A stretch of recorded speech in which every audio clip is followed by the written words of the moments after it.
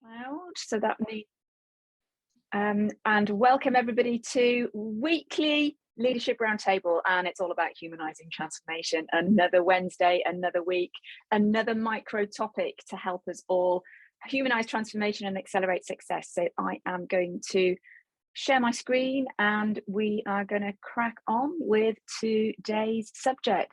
Now on Monday, I put out a poll. I don't know whether you saw on LinkedIn, but I put out a poll on Monday. And the poll that I put out on Monday was asking transformation practitioners or people in the practice of change and transformation, whether that's projects, programs, learning and development, whatever, asking them, did they feel, that they were able to balance and harmonize that sense of, when I'm in delivery versus when I'm in, a time of space that I can develop. So what I wanted to do today was I wanted to share with you how you can use the framework to balance who you are and what you do. Now, what do I mean by that? Well, what I mean by that is really talking about harmony. It's talking about bringing the idea of development and delivery into a holistic view of who we are. So both of them become part of our identity. And as always, I give you a wee bit of a quote just to get your kind of juices flowing for the topic of the day. And I found this lovely quote today from Joshua Osenga. And I thought it was really lovely, rather unusual, but great. The application of this, of course, is in our professional life, thinking about this quote in our professional life. So the key question that I'm asking you guys today to reflect on as we go into how to use the framework to harmonize is this: do you feel that you are a slave to delivery and then you just lose that sense of being able to focus on growth and development? Or do you feel that you are in control of these two things? Are you oscillating between one and the other, or what? So oftentimes what we tend to do is we tend to find ourselves on the left-hand side of this screen. We tend to find ourselves all consumed in the complexity of transformation and change. And it's like, I've got these deadlines and I've got these things to do in the prioritization, and it's just taking all of my professional life and time and attention, and means that you are just starving yourself from development. And then as soon as the project or program's delivered, wipe your brow, those beads of sweat, and you can focus on that sense of harmony, that sense of development. Oh my gosh, what has happened in the world around me since I have had my head buried in the sand of transformation and development? And that's not the way we want to play this, right? That is not what we want to do. We want to really balance those two things. So what I want to do today is just talk to you about how you can use the Dilyn Way framework, how humanizing transformation as a framework can help you in your own personal development, in how you can harmonize these two things. And the answer, the secret, lies somewhere in the meaning of these two numbers. Now, those of you that know the Dilyn Way framework and have already been exposed to our approach will probably know what these two numbers mean. So if you feel a little bit brave, if you feel confident, pop the answer in the chat. What does 45 and 95, what do you think these numbers mean? What is the relevance of these when it comes to harmonizing our delivery of change and transformation with our personal development and professional development? So what is the significance? Yes, of course, Lorraine is in there. She's already in.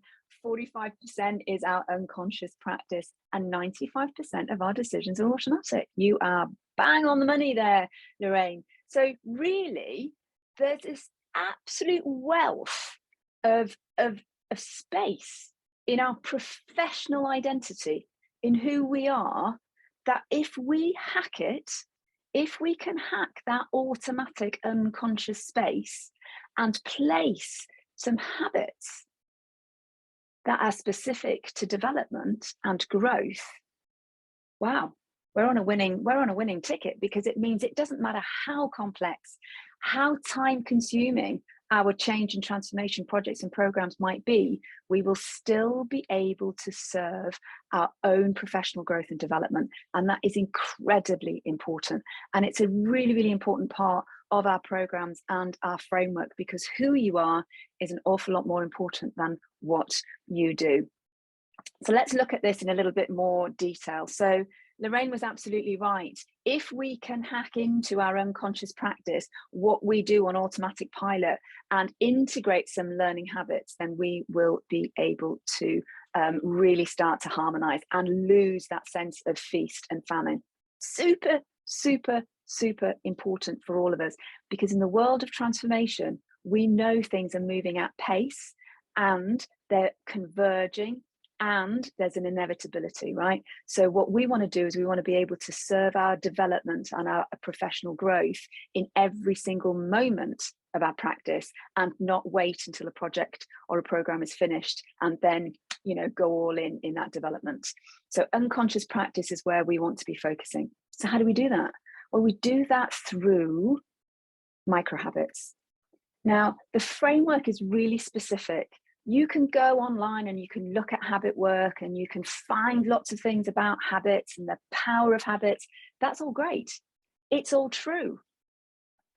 But we're still really, really busy. We are still so incredibly consumed when it comes to change and transformation delivery. That might not necessarily serve us. So in our framework, what we talk about is we talk about micro habits, or even better than that, we talk about quantum habits.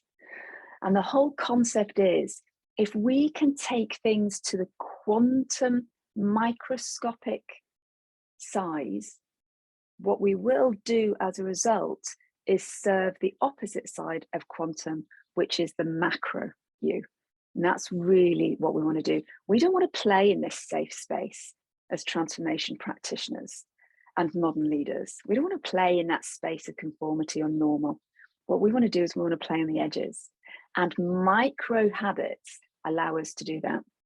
So how do we develop micro habits so that we can start to establish the sense of learning development in that automatic pilot space of our practice, which is the 45%? Well, what you can see here is the beginning of that. The first thing we need to do is to establish habits. We need to establish them. Now, 9 times out of 10, people will head straight to 2, activate a habit. No, if you activate a habit, the likelihood is, just like on a New Year's resolution, you'll start it with all the motivation in the world, and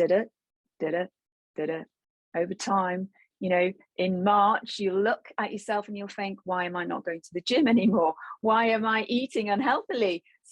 Just like I was over Christmas. What's happened to my habit? Why have I dropped it? It's because you didn't anchor it. You didn't really strengthen that habit through establishing it. So establishing the habit is incredibly important to us. Then we can activate that habit, and then over time, we can embed it. So this is the real key, right? It's establishing it, it's activating it, it's embedding it. And some of the ways that we can really support those 3 things is through anchoring and coupling and rewarding. Now, I'm not going to talk too much about those today, but I do want to talk to you about how we establish those habits.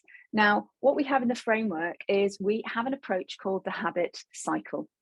And what we're doing today is we are talking about how we can bring the concept of learning, professional development, into our 45% of autopilot leadership practice, so that it can serve itself. Doesn't matter how much priority, how much time, how complex the change or transformation program or project that we're working on is.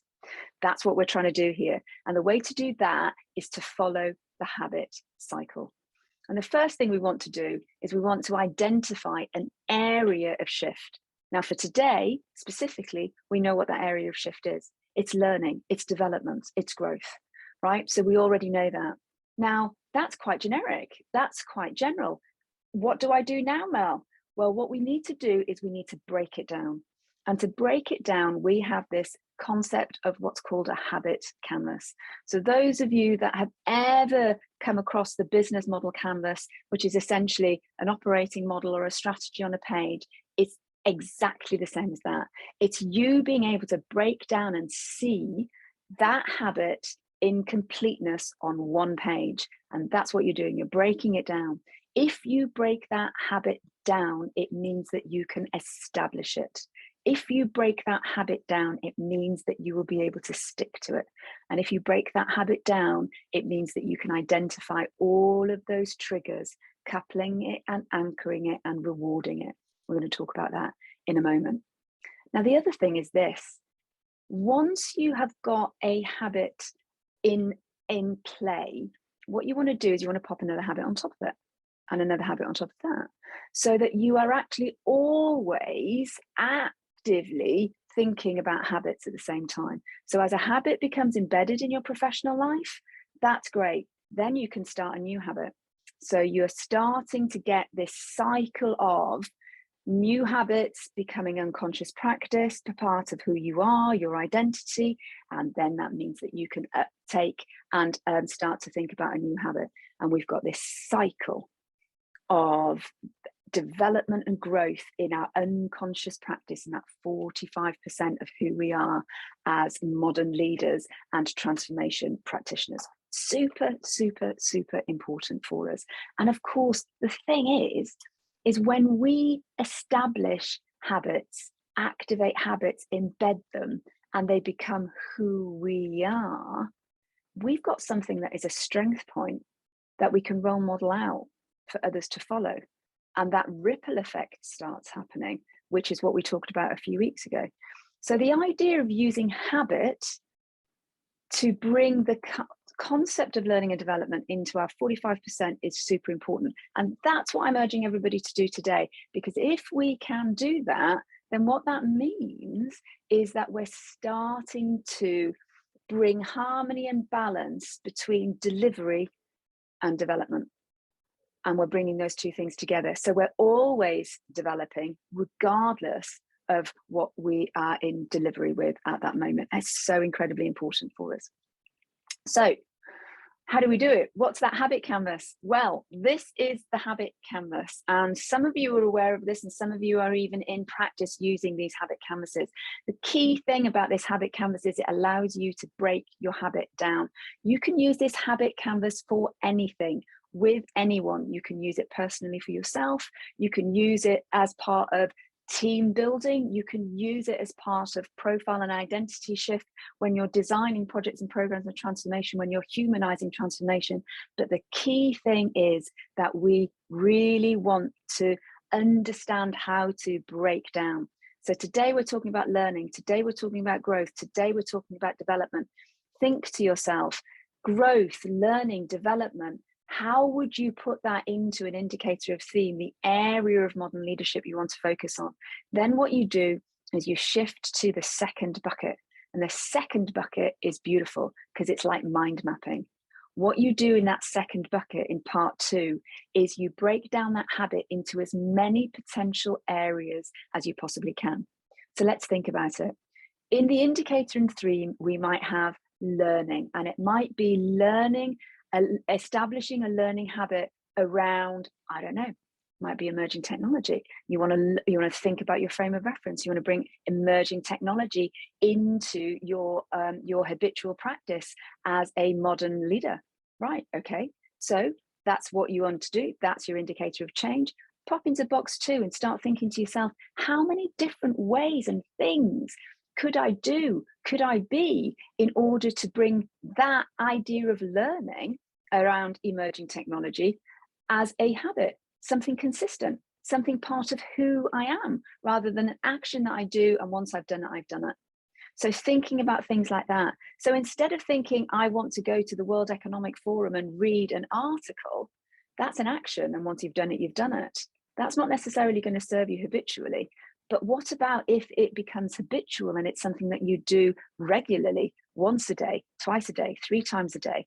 Who knows? So it's thinking about how many different tiny little areas, brainstorming as many areas of habitual practice that will respond and apply to that first generic area. Once you've done that, you head to box number 3. And box number 3 is when you choose one. When you choose one of those elements and one of those elements only. Which one do you want to establish as a habit? Because singularity is the most important element of habit practice. And so many people try and do more than one thing when they're establishing habits, instead of breaking it down to its first principle, to the point of singularity. That's why we use this word quantum a lot, because quantum gets you to that point of singularity. What's the single thing that you're going to do, as opposed to, I'm going to read World Economic Forum on a daily basis, and then what I'm going to do is I'm going to write some notes about what I've just written, and then what I'm going to do is I'm going to just put that into a little bit of a recording, or I'm going to put it into a folder, and then. And as soon as you start doing and then, you have lost the singularity of your habit, which means that the likelihood of you embedding that habit is weakened. So that box number 3 is all about singularity. Box number 4, for those of you that are new to the weekly roundtable, probably won't be aware of the 7 dimensions and 7 mindsets of modern business and modern leadership. Those of you that are aware of the 7 dimensions and the 7 mindsets of modern leadership will know that box number 4 is where you tie your habit into one of the mindsets, because that allows you to start to see consistency. That is where you start to see the holism of your modern leadership. So as you are building new habits, what you want to do in box number 4 is have a little bit of spread across all 7 of those mindsets and dimensions. And then we've got habit frequency. Now, habit frequency is something that you can put in here if you know what it is. And if you don't know what it is, then that's absolutely fine. I think the most important thing for us to remember, in particular when we're thinking about learning and development, when we're bringing learning into our professional practice as a habit, is being okay about something not being daily. It's okay for something to be weekly. It's even okay for something to be monthly. The key is consistency and habit. So you might think that there is a conference that you want to go and see. That's great. That's one thing that you do. And once you've done it, it's gone. But what if you were to try and commit to and establish a habit about attending conferences or seminars on a monthly basis and making it habitual within your practice? That's different, very different. And what that does is it serves you, especially when you do it unconsciously, when it becomes part of that 45% of your practice. Box number 5, establishing the habit. This is the bit that is key. And those of you that know me, I always talk about put your running shoes on and leave it at that. And what I mean by that is when you establish a habit, for example, running 5K, you do not want to get out of bed in the morning and go and run 5K and think that you're going to do that twice a week or 3 times a week and keep doing that from 0 to 5 from day 1, and that's going to activate and embed your habit. It's not. What you want to do is you want to think about what is the single start point that will establish my habit. And the single start point from 0 to 5K is put your running shoes on. Put your running shoes on, become the kind of person that does run 5K, and then be it. That's it. That's establishing your habit. It's not activating it. It's not embedding it. It's establishing it. It's following the rules of establish, activate, embed. And if you wake up every morning and you put your running shoes on because you are becoming the type of person that does run 5K, I can guarantee you that neuroscience will say your habit will stick because you are becoming the type of person that runs 5K. Habits are about identity shift. Personal and professional development, the habit of learning, needs to be part of our identity as modern leaders.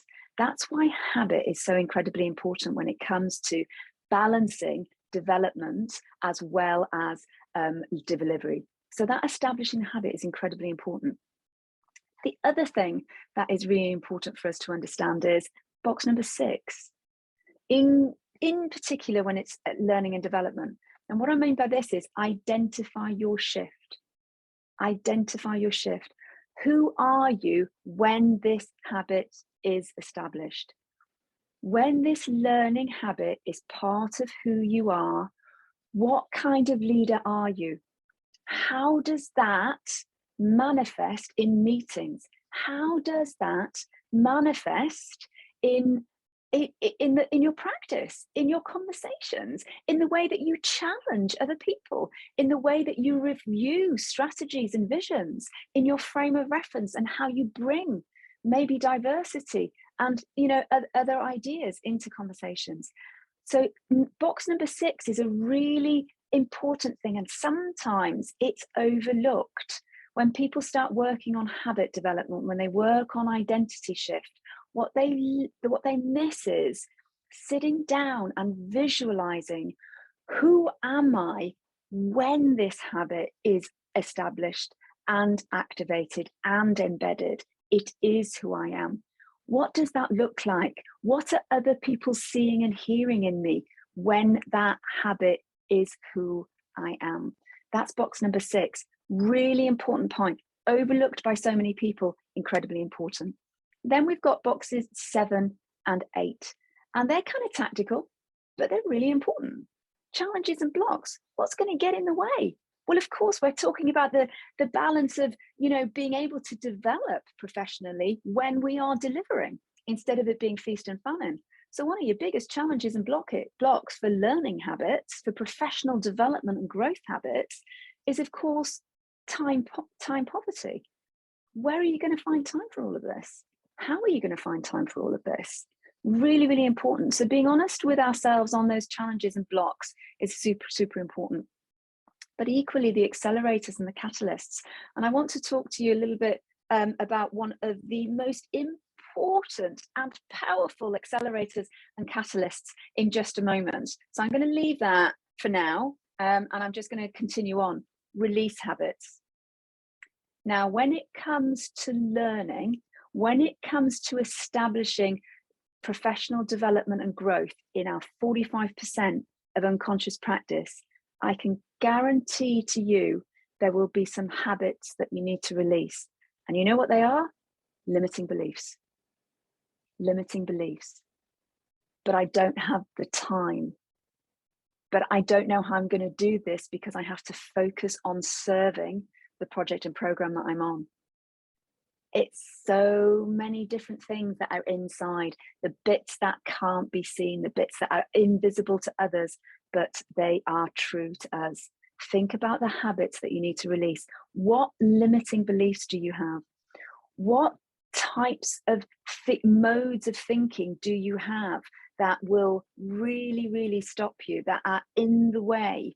And then get those into that habit release area and just be able to acknowledge them. Which brings us to the final one, which is making your habit stick. Now, you can do whatever you want to make your habit stick, but you need to make your habit stick, in particular for learning, growth, and development.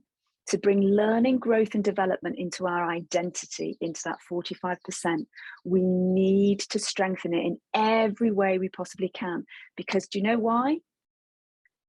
When you're busy, when you're stressed, when there are deadlines looming, the first thing that you will kick into touch will be your own personal growth and development. And making it a habit is what we are trying to encourage you to do, to not do that. However, you need to give it every single opportunity to last and to really embed and to grow roots that you can. And making it stick is so important. How can you anchor that habit to something? What are you already doing that it can then trigger? So every time I make my coffee in the morning, I read an article. Every time I make my coffee in the morning, it's the trigger for me to read an article. I get ready to read my article. That's what I do. You also have what's called coupling. And coupling is where you integrate two things together. The habit that you've already got with the new habit. So instead of anchoring something, what you're doing is you are coupling something. You're putting them together. So it might be that you habitually go for a walk with a dog every day. And that's great. So your learning habit might be something to do with audiobooks and podcasts, or just listening to certain things or recordings. Great. Well, what you can do is you can couple that with walking the dog. So it's just two things happening at the same time.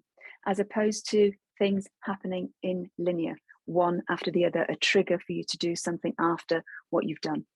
So thinking about different techniques to make your habits stick is incredibly important. Play around with them. People have different meanings of these things. Go on to Google, have a look at them. James Clear, Charles Duhigg, JP Fogg, you know, there's so many different people out there that are talking about the concept of habits, and they give you different triggers and different ways to make those habits stick. All you've got to do is work out what works for you and use them in your habits. So that's the key thing. And the other thing as well is give yourself time to reward yourself. You really want to be able to reward yourself, because if you reward yourself, you are creating a little bit of dopamine. You're feeding yourself a little bit of those neurochemicals that can spur you on tomorrow to do the same thing again and the same thing again and the same thing again. So all of these little things around you that just build the motivation, that build the root system, that help you stick to that habit. And this is the habit canvas. Now, we use this all the time in all of our work. All of our transformation practitioners use this. All of the leaders that go through our programs use these habit canvases. And if you would like to have access to this habit canvas, just let me know. We've got an online version as well. Pop it into either an email to myself or into the chat, but please do reach out for that habit canvas access, because it's a fantastic technique for you to use to bring that concept of learning and development, professional growth and development into that 45%. We don't want feast or famine, remember? We want to integrate learning into who we are so that we can constantly be a learning modern leader as opposed to just delivery and then development. Now, got another 2 numbers for you. What do these 2 numbers mean? What's the significance of these 2 numbers in today's weekly roundtable? We had 45 and 95, if you remember what they meant, thanks to Lorraine. 45% of our day is unconscious practice. So we're trying to tap into that unconscious practice in terms of growth and development, because if we can do that, it doesn't matter how complex our delivery is, it doesn't matter how stressful our delivery is. If our learning habits and our growth and development habits are firmly embedded in that 45%, they'll still be there. And then we have 95%. And 95%, of course, is 95% of our decisions in any day are unconscious. 95% of our decision making every day is unconscious practice. So again, if we have got learning as a habit, as part of who we are and our identity, then that means that we are serving better decision making automatically. Now, 28 and 66. I wonder, Lorraine, do you know what 28 and 66 is? Does anybody else on the chat, can you hazard a guess at what's important about 28 and 66? What's the significance of these 2 numbers in our ability to bring learning, growth, and professional development into who we are, our habits, and our identity? What's important about these 2 numbers? Well, I'll tell you what it is. It takes 28 days to establish a habit, not activate it or embed it, but to establish it. 4 weeks, 28 days.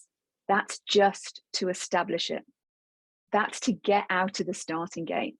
66, what the relevance of that number is that on average, it takes 66 days to activate a habit, activate toward embed.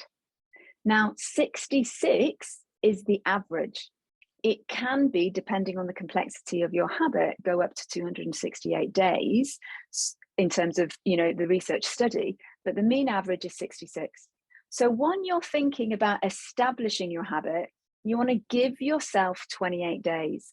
Once you've got to 28 days, then you know that you've got a root system to get into activating that habit through to 66 days. When you get to 66 days, you can then start thinking to yourself, I might be now ready to embed this habit. 28 days, 1, establish. 66 days, 2, activate. Keep going, 3, embed. You want to get beyond your 66 days to embed that habit so that it becomes part of your identity. Really important point. So we've got 4 numbers today to play around with, haven't we? We've got 45, 95, 28, 66. We know those 4 numbers. We are on our way to understanding how we can bring the concept of learning and development and professional growth into our identity. And that means we will establish a harmony. It means that we will not become a slave to that feast or famine. You know, that sense of delivery, delivery, delivery, target, target, target, deadline, deadline, deadline, then stop, then breathe. Oh my goodness, look how the world has changed. I need to go and learn and develop. I need to focus on my learning and development until the next project. We don't want that feast and famine. We don't want to be in and out and oscillate. We want harmony. And the way to harmonize is, of course, to bring learning and development and professional growth into our identity, into our habitual practice as a leader. And that's really what we're after today. Now, back to that box number 8. Do you remember I said that I would come back to it? The acceleration, the things that can catalyze your ability to keep going, to stay the course, to embed your habit. This is it. Learning is accelerated when socialized. So as soon as we start thinking about professional growth, learning and development, let's not think about what articles I want to read, what podcasts I want to listen to, what conferences I want to attend, what qualifications and courses and programs I want to sign up to. Let's think instead about what we are going to do with new knowledge, new ideas, new connections. How do we socialize our learning to accelerate? Because if we socialize our learning, we accelerate it, but we also strengthen our ability to embed it in our unconscious practice. And that's so incredibly important. Now, how do we socialize our learning? Well, we can socialize our learning by sharing. We can socialize our learning by teaching. And we can also socialize our learning by coaching.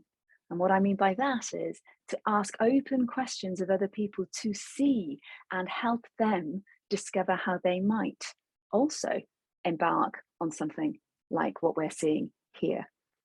So as you're hearing my words, as you're looking at this slide in front of you now, what I'd ask you to do is this.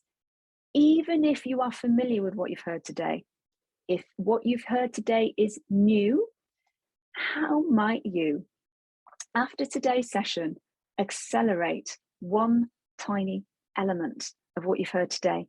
Could you share it? Could you teach it? Or could you coach? What could you do? And are you willing to do it, to take action, to socialize, to accelerate, to embed? I wonder. Alrighty. Well, that's a little bit about today. So today was all about how do we stop being the slave to learning and development because we are always in this feast and famine, is bringing harmony to who we are so that we are constantly developing our identity. We have a learning habit and we are able to deliver and develop at the same time. Deliver and develop at the same time. That should be part of our identity. That's what we've talked about today. And that is a key part, of course, of our Practitioner Leadership Academy. And as always, I say to everybody, every single one of these weekly leadership roundtables just gives you a little bit of a hint and a nudge towards some of the content concepts of the framework, which is the Dilyn Way, and it's part of our programs in the Practitioner Leadership Academy. So if you would like to know a little bit more about that, if you want to know what it means to humanize transformation, if you really want to know what agile at scale means, if you hear people talking about that in your professional life and in your conversations, if you see it in strategy, if you want to know about what that means, then in the chat, you will see that I've already put a little link there that you can log on and join one of my strategy sessions. They're one-to-one strategy sessions. They are absolutely confidential. It would be just you and me.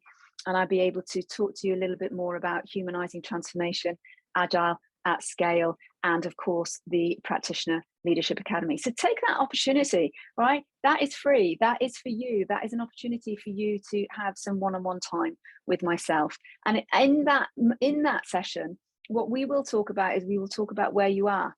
What we will talk about is where you want to be. And what we will talk about is how we map that through framework and program opportunity. That's what that will be all about.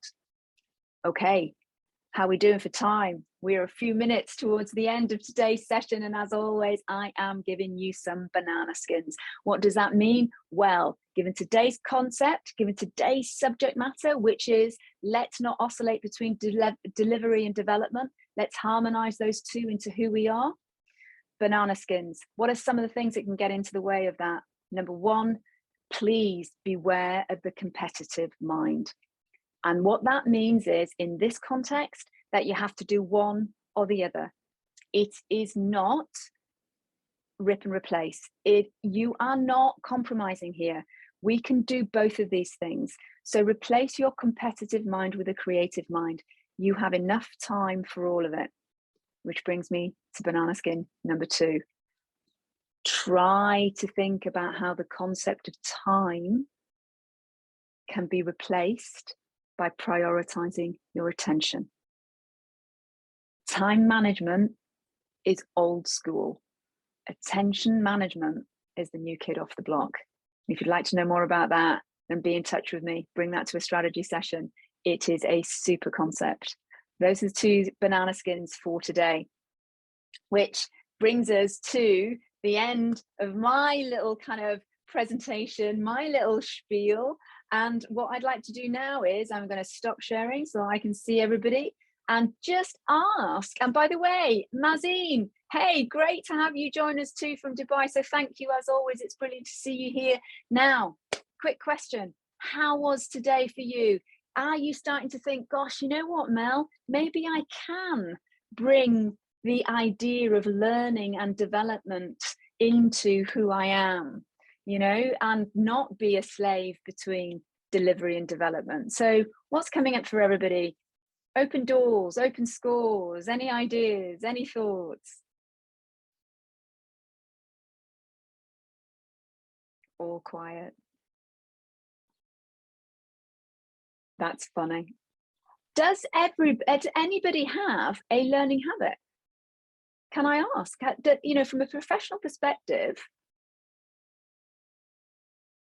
from a professional perspective, does anybody have a learning habit? Well, I suppose for me, as you know, Mel, I journal, and that's something which I've done personally, but putting it into my professional life is my sanity check, really. It really is a sanity check on both sides, one as an intention, but also to reflect back on the good times when perhaps it's not such a good time, and just get a positive and get some energy out of it. I like that. And that is, so that, you know, journaling, I think, is a learning habit, because what it allows you to do is it allows you to, you know, it's personal, isn't it? It's reflection. It's, you know, it's retrospective development and learning what worked, what didn't work, and equally intentionally what you're focusing on. But I think the reflective element very much is learning. And that's, yeah, absolutely. Journaling is huge, you know, hugely powerful for us all, isn't it? Hugely powerful. Thanks for that, Joanna. Any other ideas, any other shares in terms of learning habits or growth and development habits that people might have? Lorraine? I don't mind sharing. For me, it's about expanding my frame of reference and leaning into things that I would previously have gone, oh, you know, not something for me, I don't understand. So actually, instead of just, you know, I don't have time to look into that, if something comes up and I think I have no idea what that is, then that is habitually, I will then make a note and research and do a bit of work around it, because there are too many things that are coming up, too many, you know, there's not too many, but there are lots of new things that, you know, new terminology. I posted something on the channel the other day about a conversation I had with my son about cryptocurrency and NFTs. Yeah. And do you know, I mean, it's something that I didn't even know he knew what these things were, but I thought, wow, okay, I need to learn a bit more. So actually some of that learning comes from having conversations with him and with people from that generation where they just take it as read. It is habitual, it's embedded almost. So yeah, definitely lots to learn. Absolutely. I love that frame of reference. It's a great habit. And I was also speaking to some leaders yesterday afternoon, and one of the leaders, we were talking about learning habits, growth and development habits. And one of the habits that one of the leaders came up with was making a habit of connecting with people that she considered to be experts, subject matter experts in particular areas of, you know, that are relevant to her in her world of transformation, and making a habit of that. And really interesting was that it wasn't necessarily an intention. This is something that she has started working on. So we were talking about activation and embedding, not establishing, because it's something that she's been working on for a wee while.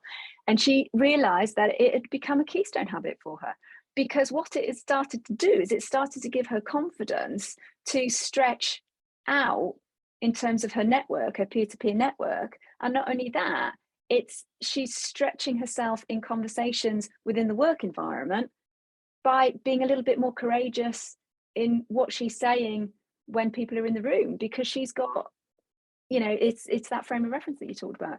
So she's got more resilience, she's got more courage, and you know, fantastic. So that sense of just habitually connecting in with subject matter experts is a lovely little learning habit as well. So we've got 3 great learning habits that have been shared with us today. And, you know, one from Joanna, which is about journaling, in particular reflection, because what worked, what didn't work, incredibly strong from a learning perspective. Lorraine, fantastic frame of reference, super important.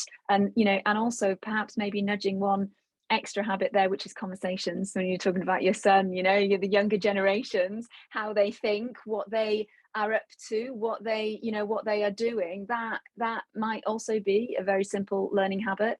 And as I mentioned, the other habit that I mentioned with the leaders that I was working with yesterday, connecting in with subject matter experts and doing that habitually, and what that means to me and how I can bring that into my identity and who I am. That's fantastic. That's brilliant. Thank you, everybody. So 3.5 learning habits for us all to take away with us today. And what I will also do before I close today's Leadership Roundtable is remind you of that really cool thing. Learning accelerates when socialized.